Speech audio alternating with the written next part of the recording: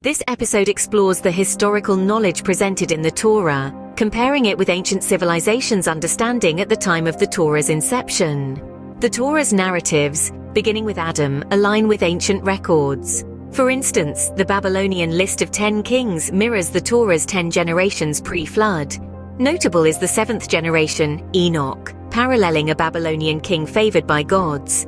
The portrayal of Adam and Eve's expulsion from Eden finds no mention in contemporary literature. However, a 4th millennium BCE seal depicts a similar scene, possibly the earliest representation of this narrative. The Torah's mention of Havilah and its gold corresponds with ancient documents, while Tubal-Cain, a forger of metals, echoes similar figures in Hittite and Greek cultures. The flood story, as told in the Torah, is a common motif across 217 cultures, with the Babylonian myth exhibiting significant similarities. This widespread presence suggests a common ancient source. Post-flood stories, such as Ham's sin and the Tower of Babel, find parallels in Ugaritic and Babylonian texts. The mention of Javan's sons in the Torah is echoed in Greek mythology, further indicating the Torah's historical accuracy. The Torah's historical narratives, from the creation days to the Tower of Babel, are consistent with ancient knowledge, predating the Judges and Prophets era.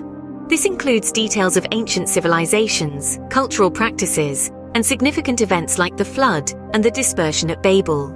The series has analyzed various aspects, such as political realities, language differences, cultural norms, laws, worship practices, moral teachings, and historical knowledge.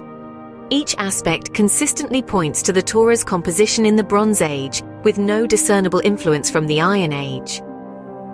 Political reality. The Torah's political descriptions reflect the Bronze Age, seen in the portrayal of 11 nations, geographical horizons, and transliteration of groups. Language. The Torah uses ancient Hebrew with meanings common in the Bronze Age, distinct from the later Hebrew in the prophets. Living conditions and culture. The Torah reflects Bronze Age norms in animal and plant life, technological development and building techniques. Laws. The Torah's laws show no post-Bronze Age influence, maintaining a social structure and economic development reflective of that era. Worship of God.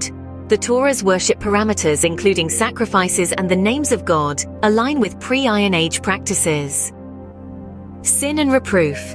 The Torah's reproaches differ from those in the prophets, emphasizing different societal concerns.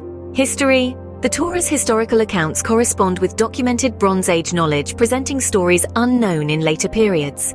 In conclusion, the Torah's content, spanning political, linguistic, cultural, legal, religious, ethical, and historical dimensions, firmly roots it in the Bronze Age, devoid of later influences.